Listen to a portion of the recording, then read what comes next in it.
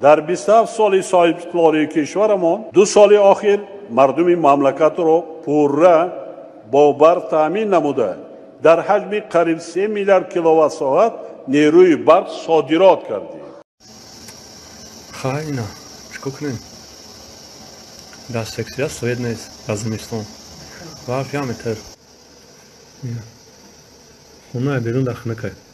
چرا مقامات همین وضعیتی که می حال حاضر در کشور پیش آمده است که از ساعتی اگر اشتباه نکنم 8 صبح تا 5 بیگاه برق خاموش کرده میشد ولی کسی شهر نمیداد، حتی مقامات تا حال حاضر به مردم از طریق اقلا تلویزیون‌های دولتی شهر نداد این وضعیت چی است تا کی ادامه میکنند هیچ یک چیز. انا در این مسئله جناب نظریف شما چی میگویید؟ دولت ما دولت دموکراتی است، باید که یگان خیلی پنهان کردن اخبار وجود نداشته باشد، باید که مقامات رسمی رسما به مردم فهماند که چگونه وضعیت پیش آمده است، مردم رو فهماند از بزرگ. وقتی که مردم از اخبار واقعی مثلا برخوردار میشود شاید تسکین مییابد، شاید اینقدر مثلا آشفته حال نمیشه یا که مثلا گپ‌های از معیار زیاد نسبت مقامات رسمی نمیگوید. چرا نمیگوید؟ آخه درست است ولی چرا نمیگوید؟ همین چی اسرار داره اینجا؟ از این اسرار خود حکومت میدوند. خود حکومت خیلی خوب می‌داند که برای چی اجازه نمی‌دهند که واقعیت حال به مردم بگویند. کارمندان ما در دوشنبه در یک صحبت سریراهی نظری چند نفر را درباره بی‌برقی به نوار گرفتند که حالا با هم می‌بینیم و بعداً با صحبت ما رو ادامه می‌دهیم. این سویت پیدا می‌شود 2 ساعت پس گم می‌شود، ساعت که 10 شد نصف می‌شود، تو سحری ما نگاه کردیم استیم تو ساعت 5 بعد درگیران می‌شود، خنک می‌شود. بیچاره اینجا کلین دارم نیوره دارم دیگران هست آن زندگانی کردنش به حد شده است. شهر با اساسا هر قشلاق یک علاج کرده شده است. نیروگاه برقی آبی راهو آینده درخشان تاجیکستان است. بسم الله الرحمن الرحیم.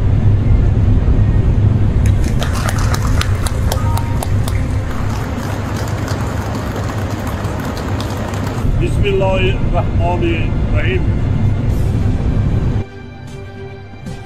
که روزی درست سوید نیستم 2 ساعت 3 ساعت بگه 2-3 ساعت سهره میگه ساعت 40 سومو کم کار کنه روزی درست سوید نباشه یک جو کار کنه چوچکی بچورن باز کنه سوید فروشی بیزنس باز کنه شکماتون دام کداگی شکماتون پیش خطون اقفو فکر شکم خطون نمیکنه فکر مردم نمیکنه سوید هم میفروشن او هم میفروشن مرد سوک مردم جفیدگی شما میفهمی روز نمیتی.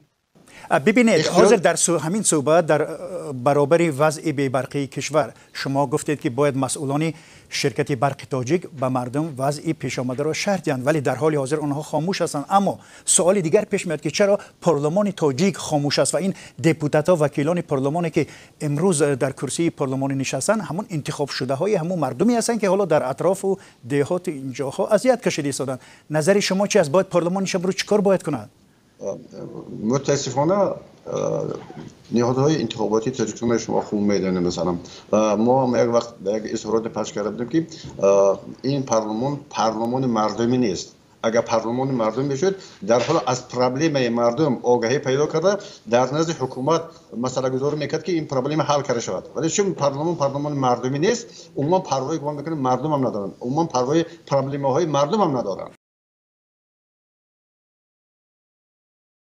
برای انامو اکا اینامی ما شما را همی قمیگم که همو خاک موجی کمی تماشا دارد در تاجیکستان تماشا دارن کمی تماشا دارد همی سویتا و پرادوکت را ارزان نکنه بانوم خدای نامی 20 دکبر روسا هم بگو بخیزن شلوقات هم بخیزن در رایون هم بخیزن و خواه کگبه را بگیرن و خواه ملیساخونه را بگیرن همی کجایی که در همی تاجیکستان آدمای حکومت کار میکنن همه خاک توک شوه. من روزش الحال عمیق گفتن نمیتونم فقط به بینندگان و شنوندگان گرامی را مطمئن می‌سازم که این بعد 5-6 روز حتما برق دائمی میشه. 10-11 ماه حتما دائمی میشه. یا ممکن یک دو روز در این مصاحبه سخنگوی شرکت برق تاجیک میگوید کارهای پروفیلاکتیکی در کشور قریب پورا به انجام رسیده است ولی روزی دقیق به انجام رسیدن کارهای تعمیری را نگفته است. تنها ابراز داشته است که پس از 4 یا 5 روز برق در کشور دائمی می شود. یادگاری لیمیت سرتاسری در کشور و فروش برق به کشورهای همسایه را رد می کند. همه همین ویدیوهای تماشا کرده استم. مثالی گپ فقط گپ میزنن و мақсад як число мондан дар кор 20 декабр 25 декабр гуфта истам бачо хистан дар кор то ка комментария мекунем то ка видео мекунем и видео кадан гирем солҳо гузаштан мегира ба ёда фарқ надора ҳукумат уже тарсон шидагия камтар халқ медонанд ки уже дар ҷоншон расидагия так что 20-25 декабр хезен мардум бай ҳама уже дар ҷоншон омадагия. ба қавли намояндаи ширкати барқи тоҷик дар кишвар маҳдудияти барқ аз 17 январи соли 2017 лағв шуда буд ва ҳоло танҳо давоми сол корҳои таъмирӣ рафта истодааст. ӯ исрор меварзад ки ин бебарқии сартосарӣ дар кишвар лимит нест балки корҳои профилактикӣ мебошад ки ба зудӣ рафъ хоҳад шуд. яке аз сабабҳои тӯл кашидани корҳои профилактикиро ёдгорӣ ба пандемия рабт дода гуфтааст бо сабаби он ки марзҳо баста ҳастанд лавозимоти зарурӣ барои таъмир ки аз хориҷа ворид мегардад дер дастрас шуданд. ба ҳамин хотир таъмири дастгоҳҳои нерӯгоҳ зиёд тӯл кашид. ӯ мегӯяд аксар таҷҳизоти нерӯгоҳҳои кишвар аз даврони шӯравӣ боқӣ монданд ки ба таъмир ниёз доранд. бино ба гуфтаи намояндаи ниҳоди барқрасон бо вуҷуди сохта ва ба истифода додани ду чархаи роғун тоҷикистон ҳоло ҳам ба истиқлоли энергетикӣ нарасидааст. ӯ мегӯяд мо ҳанӯз ба истиқлолияти энергетикӣ нарасидаем ва то он замоне ки мардум истифодаи оқилонаи онро ёд нагирад нахоҳем расид. ин дар ҳолест ки ҳафтаи пеш муовини сарвазири тоҷикистон усмоналӣ усмонзода дар вилояти хатлон аз сокинон хоста буд ки нерӯи барқро сарфакорона истифода кунанд зеро сатҳи обанборҳои кишвар хело кам шудааст. пас чӣ маъно дорад? пас ин бархурди ҳукумат бо дар назар дошти ин вазъи пешомада ин чӣ маъно дорад?